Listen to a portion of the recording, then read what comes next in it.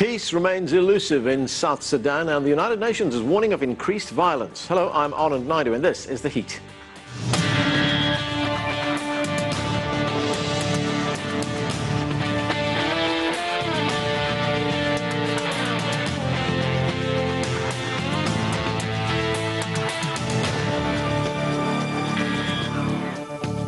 Just a little more than a year after a peace deal was signed between President Salva Kiir's government and an opposition group led by former Vice President Riek Machar, South Sudan faces rising tensions.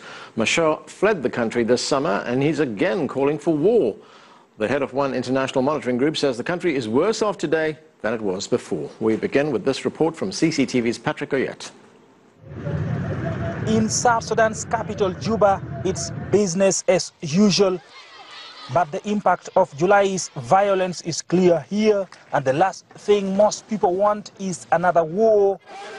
However, South Sudan's former first Vice President Riek Machar recently called on opposition forces to again mount armed resistance to the government of President Salva Kiir. South Sudan's government is asking for support from the United Nations and the African Union, but has also come under criticism for trying to block the deployment of thousands more peacekeepers to the region and reportedly obstructing their mission. Anybody who wants to participate peacefully should renounce violence. And we've also furthered that the region, the IGAD countries and the AU, should observe its rules of establishment, which prohibits any country from supporting rebels against another country. Aid agencies have warned of a deteriorating humanitarian situation and increase in violence in some parts of the country that had remained calm since the 2013 war. The UN mission in South Sudan says the number of displaced people sheltering in its camps has exceeded 200,000, and restricted humanitarian access to them is vital to their survival. Unfortunately, there are a number of people who are displaced as a result of the situation, and it is important that the mission is availed maximum freedom of movement consistent with the SOFA that was signed with the government so that it can support the people who are in a needy situation. The international community is calling on all groups in South Sudan to use dialogue rather than violence to resolve their disputes.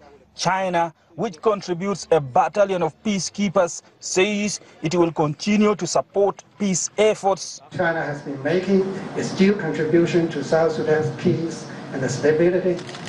China will also be a sincere and a reliable partner of South Sudan in its peace and the development process. South Sudan's conflict continues to create problems for its neighbors. The UN says there are now more than 1 million South Sudanese refugees in neighboring countries, putting pressure on the resources of those host nations. Patrick Oyet, CCTV, Juba, South Sudan. Joining us now, Gordon Bui is South Sudan's Ambassador of Consular Affairs for North America. Ambassador, thanks for joining us. Thank you for having me, Anand. Well, as we've been reporting, the peace talks that took place in Sudan have collapsed. The UN says it's extremely concerned about increased reports of violence in many parts of the country. What is South Sudan doing right now to try and rescue that peace deal? Well, I wouldn't say that the peace process collapsed because the peace didn't collapse. We have the first Vice President, Gerald Taban Dengai, who was the chief negotiator for SPLM-IO, and the top leadership of the SPLM-IO, most of them are in Juba implementing the peace with the government under President Salva Kiir Mayardit. So that word was used by Dr. Riek Machar. And then for us, we see it as something which is not right because the peace cannot collapse because Dr. Riek Machar is not part of the transitional government of national unity. But the UN says there is increased violence in the country right now. No. If you look at the statistics, in Greater Upper Nile region, there's no fighting. In Greater Bahr el Ghazal, there's no fighting. What happened this week for us, we see it as terrorism because there were only very few individuals who attacked civilian cars. They massacred civilians. So that one is not a full-scale war like a group of armed groups fighting the government. That is not the case in Equatoria right now. It's only small groups of individuals attacking civilian cars. And so how would you characterize the violence right now? In Equatoria, I would characterize it as some sort of terrorism because they even killed the Ugandans and Kenyans because they attacked even a Ugandan bus that left Juba for Uganda. The Vice President, Taban Dengai, traveled to the United States in September. He talked about the threat of sanctions and the possibility of an arms embargo against South Sudan. Let's take a listen to some of what he said. South Sudan does not need an arms embargo or any sanctions. This is a new nation that has suffered a lot. We have suffered internally. We came from a very long war when Sudan was won. We are only 5 years old. We went into civil war among ourselves for 2.5 years, almost 3 years. We don't need more suffering. How can your government reassure the international community that there is no need for sanctions, no need for an arms embargo? What's the peace plan here? Well, we are implementing the peace, as you can see, after Riek Machar left and when Taban Dengai took over as the first vice president, most of the provisions have been implemented. The parliament is reopened, there is a cantonment sites. So this is a reassurance to the international community. On the issue of rapid deployment forces, we in principle accepted that the forces should be deployed, although we initially argued against the number, which was decided without consulting the region. We also accepted that. Our only concern is only on two provisions. Number one, the provision saying that the force should take over the airport and important installations. And number two, our position is that the force that would contribute should not come from an immediate neighbors. It should come from other parts of Africa, because most of our neighbors have interest in the south, so they cannot contribute troops. This is our position. So you haven't agreed to the deployment of 4,000 more troops. What number are you talking about? No, we agreed on the number, but we only object two things. Number one, taking over of the airports, and then number two, they should come from other African countries, not our immediate neighbors. This is our position. Right. There has been a very serious allegation made by the United Nations Secretary General Ban Ki-moon, and it was contained in a leaked letter. He expressed his concerns to South Sudan, in which he said that the country was undermining the deployment of more peacekeeping troops. No, we are not undermining. We are only, because you remember, in the early August, I think it was August 5th, when the IGAD heads of state met and decided that there has to be an intervention, a protection force, we agreed in principle. And then it was decided by IGAD that the chiefs of staff of the region would meet to decide and work out the mandate. So Resolution 2304 preempted the meeting of the African region, which they should have waited for what the region would have decided on the mandate and the number of forces. But in principle, we accept it. And we are not against 4,000, as even our Council of Ministers decided last week that, yes, we accepted the deployment of 4,000 forces, but we are negotiating with the UN on what they would be doing and which areas they should only be protecting, the relief corridors, the NGOs, and the civilians. But airport is working properly. You don't need to come and take over the airport, which is functioning without any problem. This is where we have some differences, but we are going to resolve them this week with the UN. Given these concerns that you have, what kind of timetable for the deployment of these extra troops are we talking about now? Well, it depends on our speed with the United Nations mission in South Sudan negotiation with our technical team. So when we agree that, okay, now these forces should come, and then they have to be deployed in this area and that area, and also the forces, because it is up to the UN to go and find the countries from the rest of Africa that will contribute forces. It is up to the UN. If there are countries ready, anytime, even next week, next month, they can go to the south. We don't have a problem on that. Well, tell me about the security situation in your country right now. The security situation, even you can do your research, to me is becoming better than before, because when the war happened after December 2013... You say better than before, yet you acknowledge that you need 4,000 more peacekeeping troops. No, 4,000, we don't need them because there's a conflict. It's because the UN already decided that they would deploy them after the incident of July. So we cannot stop them. If they want to come, we said, okay, that's fine. They can come and also contribute to the government efforts of rebuilding. South Sudan has final say over the deployment of peacekeeping troops, doesn't it? Yes, but we cannot do anything as a government now, because if we say that, okay, we don't need these forces, they would say, okay, you know, still you are not stable. So we accept it, let them come in. So when they realize that the country is in peace, there's no conflict, and then they will decide to leave, because I think the resolution also has the provision that every year and then it will be reevaluated whether there's a need for forces to stay. So, but for now, if they want to come in, we are ready to receive them.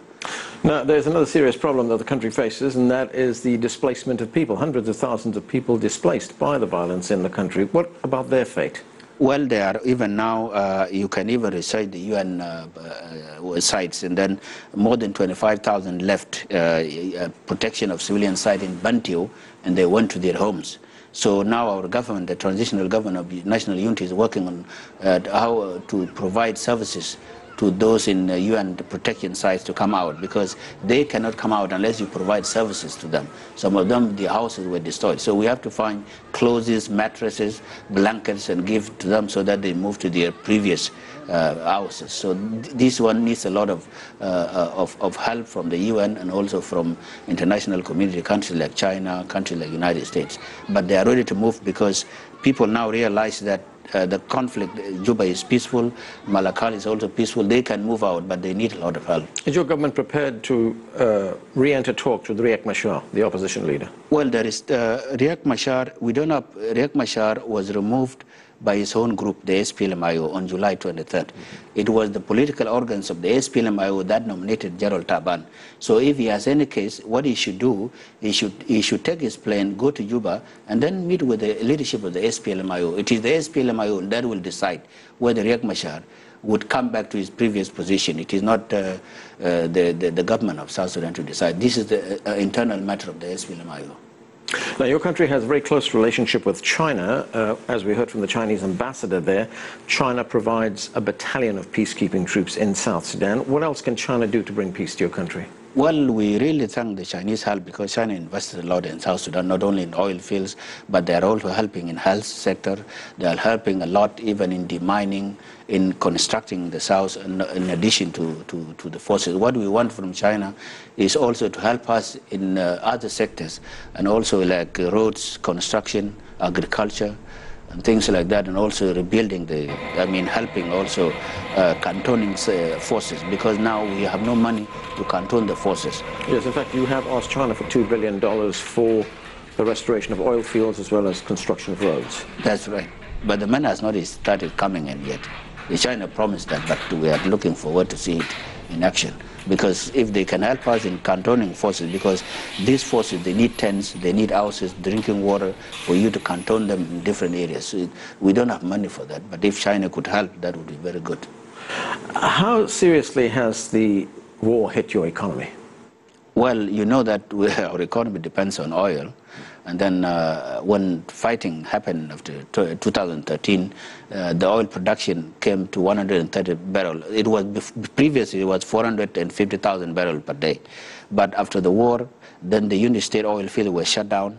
Then the production within Upper Nile State came down to 130,000 barrels per day. And then when you couple that with the reduction of oil prices, so we are actually getting nothing because we have to divide it with Sudan.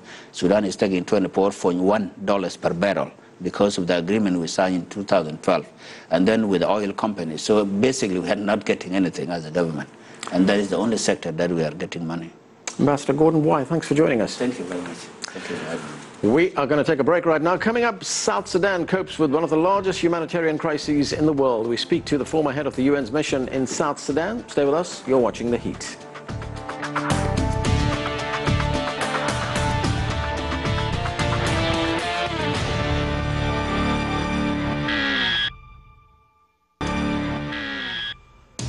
Welcome back. We're talking about the current situation in the world's youngest country, South Sudan. We just spoke to the South Sudanese ambassador to the United States about peace efforts in the country. Now we're joined by Hilda Johnson from Oslo.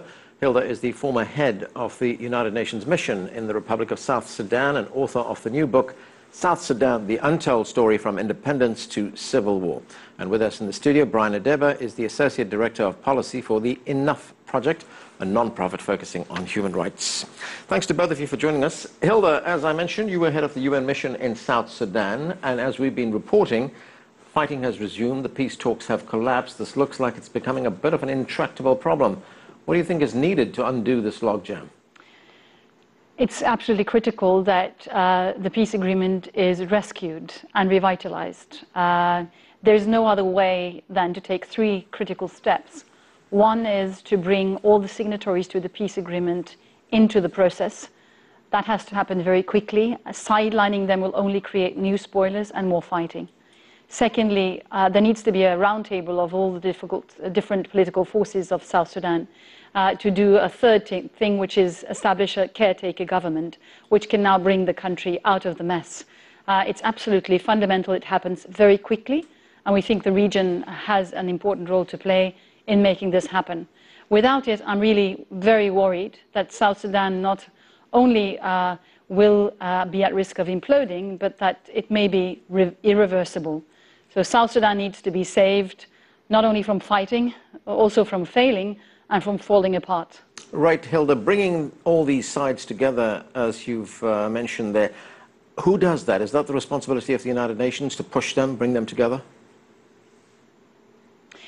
The peace agreement that was negotiated was done by IGAD as the facilitator and the mediator. IGAD is the regional organization of the Horn of Africa.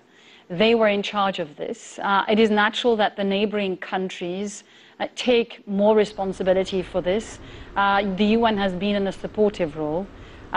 Who exactly should do it at this point in time, I don't think I should go in and advise particularly on that. The main point is a roundtable should be convened, and it's not wise to exclude signatories to the peace agreement, because we will find ourselves in a situation where they will become major spoilers. Already the fighting has resumed, as you were alerting to in your report. Hence, this rescue operation is very urgent. Brian, what is the political situation in South Sudan right now? Well, the situation has deteriorated considerably. We have seen that ethnically targeted killings are predominating in the southernmost part of the country. Just over the weekend, a convoy of 4 trucks was stopped on the Yei-Juba road, and masked men came out of the bush and asked the passengers to get off the trucks, and then singled out people from the Dinka ethnicity and killed them. 21 people have been killed so far, and this will elicit a retaliation, and it creates the possibility of such incidents breaking out across the country, and it could throw the country into a situation where Rwanda is possible. And what are the leaders, the political leaders of these two groups? What are they saying? Everyone is denying that the situation is what it is right now. For the government itself has not even considered that there is an insurgency that it's battling in the Equatorials where this incident happened. The SPLM-IO, on the other hand, denies that its soldiers were behind the killings that happened over the weekend. And the situation is very tense at the moment, and the measures that Hilda outlined are needed at the moment. But also, it is very important that the international community takes measures that will force the leaders to change their opinions about sticking to the war ideal. And we suggest that targeted sanctions and anti-money laundering measures that will cripple their capacity to move assets, because this war is all about really money, the ability to move money to borders across South Sudan, borders neighboring South Sudan. This has to be incapacitated so that they're shut off from the financial business global system, and to send the message that war is not a profitable business. Okay, I want to get back to those targeted sanctions in a moment, but let's go back to Hilda in Oslo. And Hilda, your book is called South Sudan, The Untold Story. What is the untold story?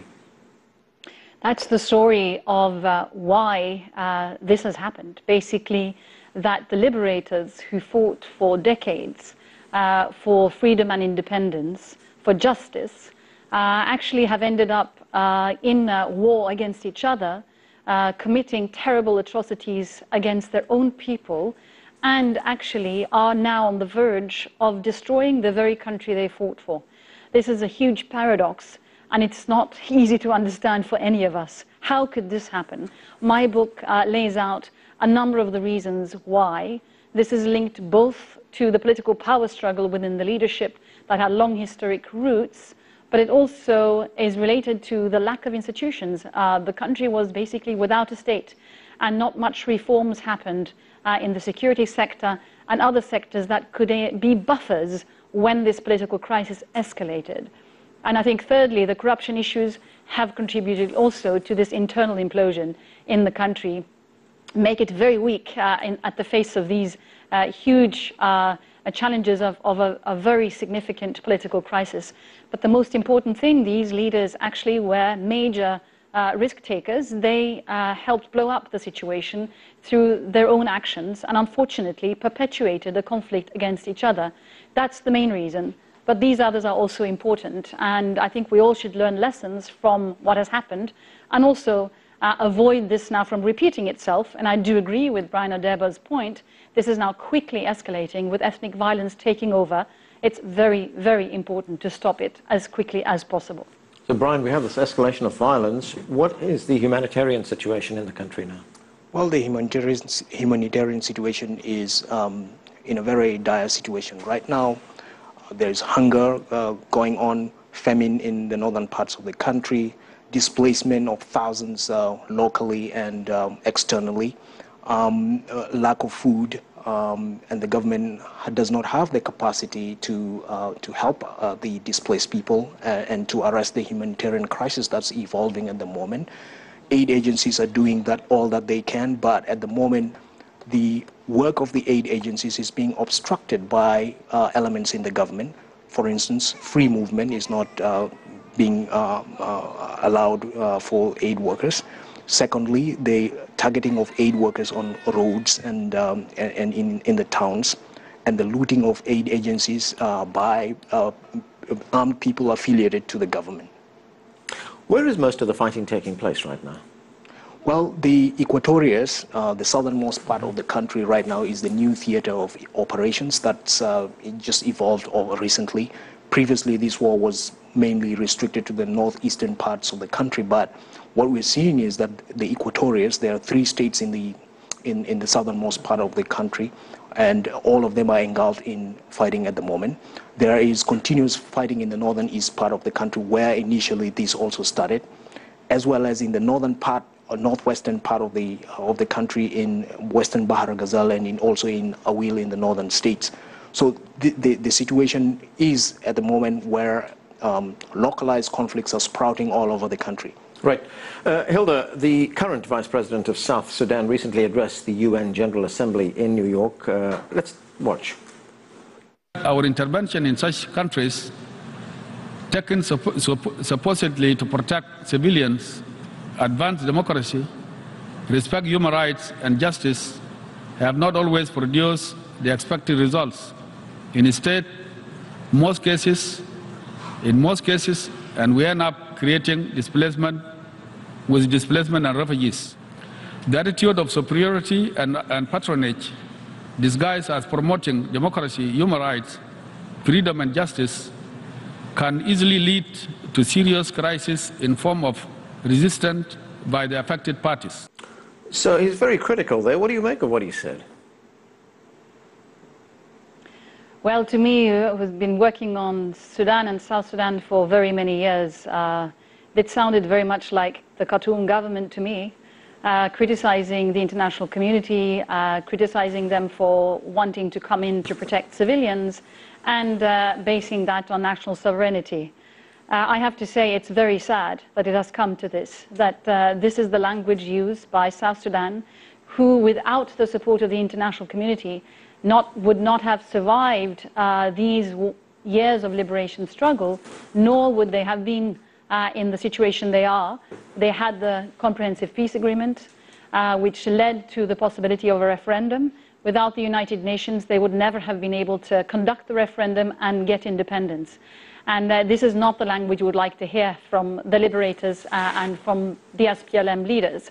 I hope they change their minds, because they are really in need of the international community, desperately in need. South Sudan, at this point in time, is the second largest humanitarian catastrophe after Syria. Without support of the international community, there is no chance that they will be able to get the country on the right foot, if indeed we manage to see a peace agreement be achieved that has all parties around it, plus a clear roadmap towards a caretaker government.